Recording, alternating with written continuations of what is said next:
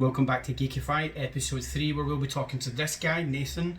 Huge movie buff, lover of all things MCU, DCU. If you ever see him in a quiz run, this guy is super intelligent and will beat you. Just give in. Please stay tuned to the end where we have a little competition for you guys. Fantastic Funko Pop coming up. And please hit the like and subscribe button. If you've watched the previous videos, you've enjoyed it so far and you're on this one, just like, subscribe, but let's get straight into it. Okay, so we're going to get into the first question. We've done our introductions. We've already met Nathan. So the first thing that we are going to talk about is something I just broke this morning, and hopefully Nathan, our guest, does not know what it is or hasn't heard it. So this morning, in the last 20 hours or so, the news broke that Janelle Monae is in talks to play Storm from the X-Men and the MCU. So I don't know if Nathan actually knows anything about this or he's heard anything. Heard anything, buddy? I haven't heard that one, no. Okay, so this dates back from 2019. This has been a rumour that's been going about since 2019 that Janelle Monae was involved in the possible casting of Storm, but it's now went further, and we've now heard extra rumours this morning with a couple of online sites bringing it up, and it's been seen all over Twitter. It's a news story. It's been an empire. So we're just wondering what we think of somebody who is relatively unknown. She's very well known for some of her projects that she's done. She's not particularly amazingly well known in the UK for music. But if you have heard of her, you know her. So how do you feel about the casting of Janelle Monae? I think Storm's quite a big character, and they have a history of bringing quite not that well known people through in the MCU. But I think there's so many rumours about who's going to be Storm coming through. So I think you got to try to teach everything with a little bit of a pinch of salt. Obviously there was the big Beyonce thing about it, and then we covered that in our last episode. We were discussing, but it doesn't look like that's the case anymore. Yeah, and then you've got. I think it's quite a difficult role to go into because Halle Berry was sort of so synonymous with it from the previous X-Men films and stuff. So I think going with an unknown actress is probably better than, well, not unknown, but less well-known actress. Yeah, I'd say she's probably not as commercial. I mean, obviously Beyonce is the peak of what you could possibly cast, and then you've got someone like Alexandra Shipp, who was previous. Yeah, no, definitely. I was thinking maybe somebody like maybe Kerry Washington might be a quite a good shout for it. Yeah, as well. I thought. It's a difficult one. It's I think it's one of these things that you just got. I think we'll have to wait a little bit longer for it because, like I said, there's so many names out there for it. I think, like I said, I think casting somebody a bit less well known is probably a better idea, just purely from the standpoint of it's such a big character and it was done by such a big actress in the past. Yeah. I covered a lot in the last video, which you said you watched, regarding the actual character herself being Storm has not really been covered very well at all. She had a couple of brief moments in one of the X-Men films with Halle Berry. She just wasn't discussed very much at all when it was Alexandra Shipp playing her. So obviously it looks like they might be linking it in, which I discussed in the previous video, about linking it into Black Panther. It'll be interesting to see whereabouts in the sort of timeline that'll fit in as well. Is it obviously with her it must be about a younger character. Where that fits in and how just how generally X-Men get fitted into the MCU. Now that they look like they're going to be brought into it quite definitely with, like I said, Black Panther 2 seems the obvious one to bring it through in.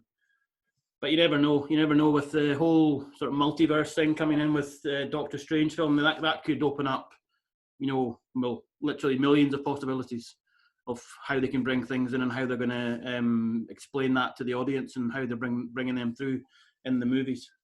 Yeah, it's a really interesting to see what Marvel do because they usually take quite an interesting spin on what we thought was a good idea, and then it's usually something completely different.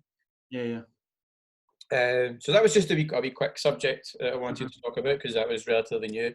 The other one that's our question number 2 for the day to Nathan is regarding Black Widow. So Black Widow is scheduled to come out, I think it's currently the 28th of October, whether or not that happens.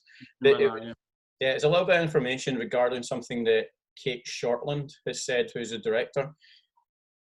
What has happened from what Cate Shortland has said in, I can't remember what magazine it was referencing a couple of different issues, but it was the new character of Yelena who's in it.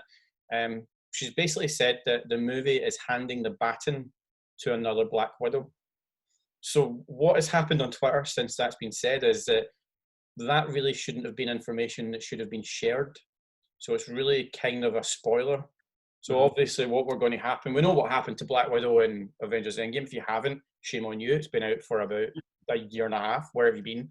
But what she has said is obviously the continuation of the Black Widow. So that's quite a lot of information to take. So the mantle of Black Widow looks like it's going to be taken over by Yelena.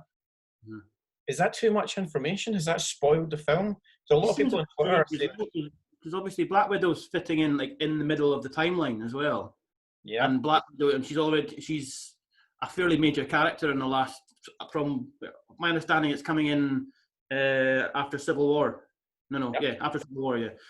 So she's quite a main character in the rest of the films there. Yeah. So that's that's an interesting thing, but it is a bit. I mean, it's like a Mark Ruffalo level spoiler, isn't it? Yeah, this is what I mean. And the Twitter seems to be set alight by saying it's far too much information to be given out. Surely it's a spoiler. We're going to have another Black Widow. So how does that fit into the timeline of what is happening in the actual MCU itself, given that this is a prequel to the story of Natasha?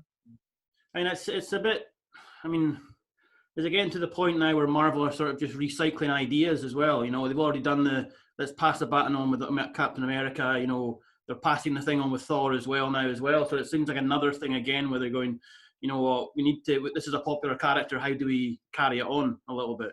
And also means they can probably bring back Scarlett Johansson and flashbacks and stuff as well. Well, yeah, I'm happy with that. So, yeah. No. One of the other things she actually says in the commentary when she's discussing, she mentions it, is that they didn't understand how good Florence Pugh was going to be in the role. Is that also a spoiler then? Is that an insight into Marvel's decision making, that if she wasn't as good in the role, were they not going to continue the role and pass the baton on with another Black Widow? Or is it they've changed the entire plans on the basis of how good Florence Pugh was, that they're now going to go along a completely different route just because they got a really good actress? It doesn't make a lot of sense. So just bouncing these ideas off of people. It smacks of a bit of marketing to me. Yeah. It was the Marvel's big launch this year, and just big pre-summer launch, the big Easter weekend thing. Yeah. They had to put that back, and it sounds to me a bit like this is how we're going to keep people interested in this movie through till October, November time. Because I'm not being funny, Marvel's, if it's not the biggest franchise out there, it's one of the top 2 or 3. Yeah. They don't cast bad people in roles. Can you think of a bad casting in any of the last 10 Marvel films? No. So they knew what they were getting when they went for Florence Pugh. She's a fantastic actress anyway.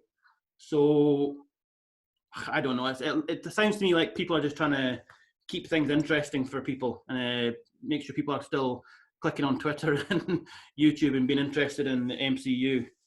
Yeah, well, we're here. We're discussing it. So obviously they're doing their job just fine. So yeah, I mean, it comes to the point of like we all know how bad people are with spoilers, and there is accidental spoilers like Tom Holland and, like you said, Mark Ruffalo, obviously not very good. Whether or not your phone's in your pocket recording a premiere, that's a mistake rather than a spoiler, but it's an epic one. But me personally, I feel as if it's been a little bit too much information. I feel like she didn't need to bring it up. Like he says, are they just trying to keep things going? Yeah. Hey, we've only got another 4 months to wait. Is there going to be another spoiler coming up? I think it's do you remember, especially the last 2 Avengers films, Infinity War and Endgame? There were so many spoilers came out that were just utter nonsense. Yeah. As well. So I mean, in original Infinity War, we were all told that Iron Man was going to die, and that wasn't obviously until Endgame, and all these other things that were spoilers right up to the last minute. So I think they got a very clever marketing department, and they managed to keep our interest and just keep us, wondering what's going to happen with these things.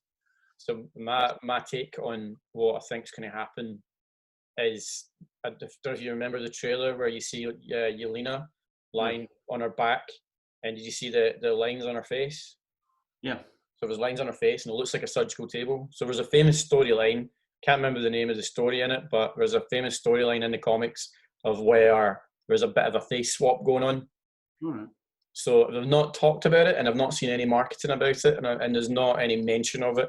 So I'm thinking the fact that they're ignoring it when it comes up as a topic, that might actually be part of the story. That'll be quite cool. Yeah, it'd be quite interesting. So is the Natasha that we've seen this entire time actually Natasha? Or has it been Yelena this whole time? Yeah, cool. I mean, that's, I think John Woo might be checking for trademarks on Face Off, but it's pretty good. You stole my story! So, that kind of covers everything we're going to talk about for those two subjects. The other subject I was going to bring up is the issue that does seem to come up about, be it Marvel or DC, when does it become adult and when is it for a child? So this is one of the other issues I want to talk about. So for a couple of examples, you've got a couple of really long waited for TV shows coming up. Falcon and the Winter Soldier, and you have WandaVision coming from Marvel. We know that these are going to be very, very soft and very kind of kid orientated and without a lot of super violence, the same way that Marvel's been. But if you jump ship and look at the other TV shows that have done amazing critically, you've got shows like Doom Patrol, which is very violent and quite gory at some parts. You've got Swamp Thing, albeit that it was cancelled, was absolutely critically acclaimed, but cancelled. And then you've got another show which is absolutely massive on its first season. New season's just about to come out, which is The Boys. Now, The Boys, which I know you've seen the first season, is uber violent. It's absolutely ridiculously violent, but that's what it was like in the comic. Mm-hmm. So how do you manage to portray a TV show for being for kids coming from a comic and a TV show being for adults coming from a comic? How do you draw the line in it? So it's just an open discussion about. I think it's a really good point. I think just sort of the nature of society now is that things that we grew up with, like video games, comics, superhero movies, etc. We've been brought up with them, so I'm a middle-aged guy now, and I still watch them. So they have to sort of develop it over time to still have that audience. If that makes sense. Whereas our parents, they still think of the superhero movies as kids films. Yeah. I dare them to go and watch Logan or Deadpool or like you said, The Boys or something, or Titan, something like that. Where it's uber violent. The point of like gratuity at some points. But it's it's a really good point. I think you have to. I mean, Marvel's basically funded by Disney now, right? Disney aren't stupid. They're a big company for a reason, and they have to hit all the different points in the marketplace. And I think they're being quite clever with that. DC's always been a little bit darker anyway. I know that some of the TV shows are, and some of the films have more recently have been a little bit more sort of family friendly. But like Batman's always been pretty dark. I mean, one of the biggest two characters, Batman, has always been a dark character. In the sort of murky parts of society and things like that. And I think it was like I think they found that these X-rated, or R-rated, what you want to call them, superhero movies can make a lot of money. Joker hit $1 billion, I believe, or just not for profit. And award winning. Yeah, Logan was huge as well, and critically acclaimed as well. I was actually almost not shocked, surprised by the level of violence in that. Deadpool obviously is a behemoth. It's only going to get bigger and bigger and bigger with Ryan Reynolds and all that. So I think there's still. I think they say with the TV shows now, like WandaVision, Falcon, Winter Soldier, because they're going straight to Disney Plus, they're always going to be more family orientated. Like The Mandalorian was, although The Mandalorian was slightly more violent than Star Wars movies were slightly more adult leaning, I thought. But I think you've still got this place, because there's so much place for content now. You have to hit all the different parts of the demographic, otherwise they're going to stop making them because they're not going to hit the numbers. Yeah. So from that, how would you maintain something like? I mean, we sadly, I'll admit it, we are Fortnite players. We're in a Fortnite squad, and we've obviously seen so much of Deadpool appear in Fortnite. There's absolutely tons of it last season, and he's still present in it just now. Fortnite is a very, very much a kids game. It's a very young game, young orientated. There's a lot of older people that play it, but it's still it started as very much as a kids game until Battle Royale came out. It's not violent. There's nothing in it, but yet they use a character like Deadpool, who, if you watch the film, is pretty violent and pretty crude. So how do you manage to separate these things? They've done it. They seem to have done it well with Swamp Thing. Have you seen Swamp Thing? I haven't seen it. Yeah, it was one of Swamp Thing is for anyone who hasn't seen it, it's very, very dark, and it comes across like a horror. I believe it was James Wan who did the first episode. So it's very, very dark, and it's no kids are going to have any interest in it. It's not glossy in the slightest. Doom Patrol, on the other hand, the 90s film with Heather Locklear, if that helps. Yeah. Throwback. I'll try and throw up a wee box here. I'll try and throw up a wee box if I can find a clip to use of that if I find it. So you've got Swamp Thing with its darkness. You've got Doom Patrol, which is kind of in the middle. It's glossy, it's quirky, it's funny, and it's got a giant guy. It's almost comic-like as a robot. Mm-hmm. Is that steering towards kids? I mean, the F-bomb is dropped non-stop in Doom Patrol. Yeah. And then you get The Boys. The Boys, I would say, is questionably on both sides. It seems as if it's more like a TV show. Doesn't seem too much superhero-y. Or it's showing you the superhero world. But it's very superhero world glossy. The Boys is more of a parody, isn't it? It takes an analysis of the superhero genre and just plays about it. Almost like a comedy version of Watchmen. Yeah. But the Watchmen was brutal as well. You know what I mean? It's like, definitely. Yeah, no, I think it's it's a really good point. I mean, I've got friends that've got kids under the age of 10. They've watched Deadpool and they're aware of Deadpool. He's probably the biggest of these sort of more adult-themed stars and movies and stuff like that. It's really difficult.